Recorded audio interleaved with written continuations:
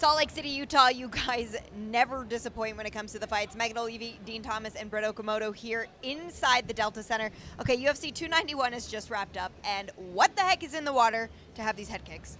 I don't know, but I promised Brett I would explain why it's so hard to predict fights. Because fighting is a combination of science and art. We can predict the science of what's going to happen. I can tell you why something works when it works and why it doesn't work when it doesn't work. But the art, when these guys are going out there and performing their art, I can't tell you how they're going to paint their picture. And that is what we're seeing, and these guys are just going out there, head kicking each other, flying kneeing each other, and you can't predict that. No, you really can't. There's just a billion different ways. The one way that Dan Hooker described a fight one time is he's like, it's like releasing a box of cats. You just don't know what's going to happen. They're going to run everywhere. And I thought that was so brilliant, and it's hilarious, but it's also so true. There's just so many different scenarios, so many ways to win, so many ways to lose, and that's why we love it, I think. Well, and it's finding those real special moments and performing and executing when it matters in moments like that. Who would have thought that so many ways to do it in this one building? Two of the biggest head kick knockouts in history happened here. And Justin Gaethje just told me a couple of minutes ago when I interviewed him that wasn't even something they were practicing. It's not something they do in their gym. But he said, in the back, I asked, hey, does this look like a right hand? And I threw the kick with it as well. And he thought, maybe I'll throw that in the fight. He said he felt like it worked in the first round, so we threw it in the second. Clearly it worked. For you, Dean, in the first round, was Justin Gaethje sort of pulling ahead? No, I thought it was pretty even, but I thought Dustin was doing well. I thought Dustin technically was doing better. Like, Justin was finding his spots. Like, he was able to hit his marks. But from a technical perspective, Dustin was doing well, and it looked like he was kind of finding a rhythm. I thought it was very, very close. I thought it was the fight that we expected. I mean, that's why we were so excited about this fight, right? We were coming in here, and these guys do everything well, and they're smart, and they're durable, and they come in shape. They're very, very prepared. They know how to make adjustments in fight. And so I thought we were seeing the fight play out that we were expecting. It was action, but it was two guys making adjustments. I thought that Gaethje was going to the leg a little bit, but then Dustin answered with the left hands down the middle, and you could see, that was bothering Justin. He was wiping up. I think we were in line for a great back and forth fight until Justin landed that kick to put it away. Selfishly, I wish maybe we could have gotten a couple more rounds. Why did he have to do that? He didn't have to do that. Right, like so he early on, you know what I mean? Like maybe the fourth or fifth or something, but that's just a selfish choice. I also asked him, what comes next? He said, I want to fight for the title, but that could mean a long wait. Brett, I mean, you know how this works sometimes. I mean, he could have to wait 6-9 months even. And I said, will you do that? He's like, I don't know. We'll see. But that's his goal. He wants the winner of that October fight in Abu Dhabi. Should he wait? He's going to wait. He's absolutely going to wait. Yeah, because that's what these guys do. They fight. They didn't want to sit around for 9 months. But Justin Gaethje, he went and he fought Khabib and lost, and then Khabib retired, and it kind of felt like Justin was still right there, but because he happened to just be the last guy to lose to Khabib, then he had to wait his turn, then he finally got his chance again. The situation was perfect. Charles Oliveira in his home state of Arizona gets buzzed right at the very beginning of the bell, and I know that gutted him, that bothered him. He felt like he couldn't even get out of the first gear in that fight. So he's done it all, man. I mean, now he's the BMF, and now he's been Mr. Highlight. He's been the most violent guy on the planet. Now he wants that world championship. So I think he's going to wait. I think 9 months feels like a long time, but 9 months goes by pretty quickly. And Abu Dhabi will be here before you know it. Then he'll go. I mean, I wouldn't be surprised if he went, watch that fight, and he will get a chance to win a world championship in 2024. All right, go ahead. No, I was going to say I think he should wait. And younger guys need to stay in rhythm.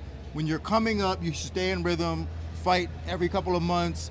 When you're Justin Gaethje, you can take a year off and come back and still be Justin Gaethje. In fact, you might be better. Yep. You might have more physicality if you take some time off. Yep. And we just saw him. I mean, he took a pretty long break just a couple of fights ago. So it did pay off for him. We'll see what happens there. Dean, I love your insight on these things. I want to talk about the co-main event because we saw Alex move up to 205. He told me, he said, man, it was such a night and day difference from how I not only fought, but where my head had to be focused on, which was the weight cut at 185 to now 205. Are you happy to see him move up? And what did you see from that debut at 205? Well, I mean, I saw him at 205 be a completely different fighter. He looked so much better. He looked so much healthier. And then it makes sense when you look at his performances at 185, especially on the ground, with a lesser grappler in Israel Adesanya. He looked terrible on the ground, but you saw him when he had a little bit of weight on him, had a little bit of meat on the bone. He was actually looking okay. He didn't look terrible.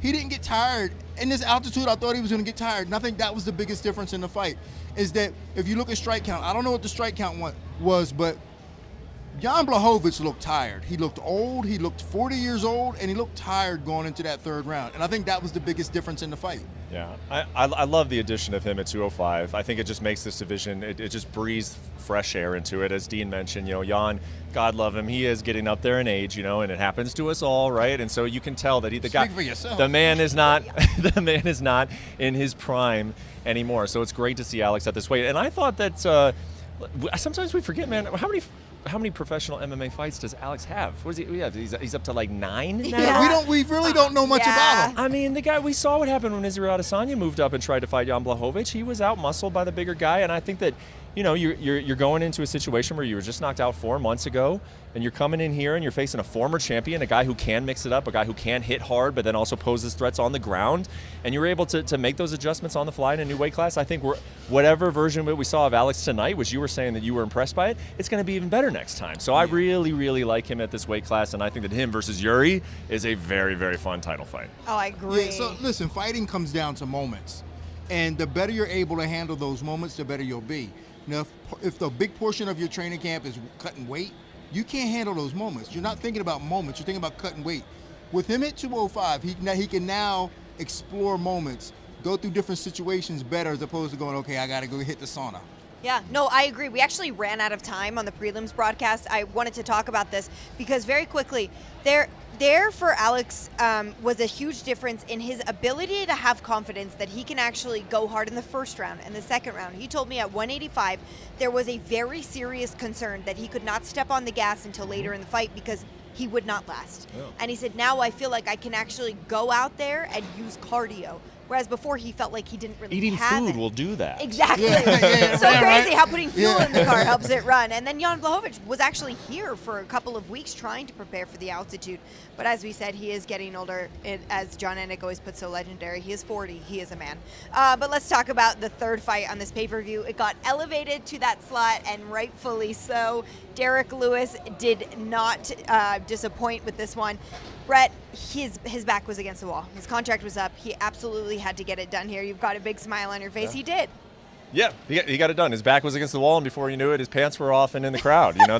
That's a Derek Lewis for you. I mean, me and Dean were talking about it. I mean, the likelihood of him even throwing that is just like, we never would have expected it. And then the likelihood of him then landing it and then following up with it. I mean, it's not like that is a high percentage move, right? I mean, you just don't see that very often. For a man of his size to go out and do that in the front, it was incredible, man. And you're just so happy to see it for him. And I'm excited to see what's next because the man is going to have options. A popular heavyweight fighter in this landscape of MMA is going to have some options. So I think Derek Lewis is going to get paid. Oh, he's going to get paid for sure, absolutely. I mean, you couldn't have predicted him to do that. Mm-hmm. Not in a million years. For him to run out and Masvidal, his opponent. I mean, he literally threw the same knee that Masvidal hit Ben Askren with. Yep.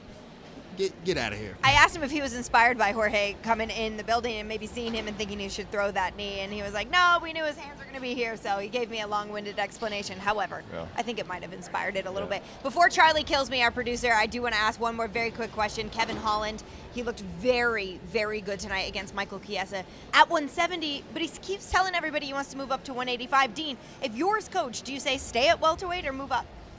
Honestly, if he wants to eat and move up, I would allow him to do it. Like, I think Kevin Holland is a tremendous fighter. He just needs to be serious. And when he takes his career seriously, I think he's going to be a force in either division. Yeah, I wouldn't tell Kevin Holland to do anything because I know he ain't going to listen to me. Kevin Holland is going to do what Kevin Holland wants to do. And if he wants to fight at 185, he's going to fight at 185. You know what I think they should do, though? I think they should just have Michelle Pereira fight Kevin Holland at 185 because Pereira... I would love that fight. They both got a training camp in. You could just throw that fight on a card next week, 2 weeks from now. Have it at 185. It's a fun fight. They both get paid. I would be in favor of that, and I think they would probably be as well. Ooh, call the matchmakers. I think that's a good idea. Nashville, call Nick right after. Yeah, exactly. Well, who would have thought Salt Lake City, Utah would become such a mecca for MMA? I mean, there are still so many fans on the floor waiting to take their photo inside the octagon. This was a tremendous evening. We are so lucky to be here at UFC 291. Thank you for watching the coverage, and thank you to these two experts for joining me as always. Thanks for watching ESPN on YouTube. For live streaming sports and premium content, subscribe to ESPN+.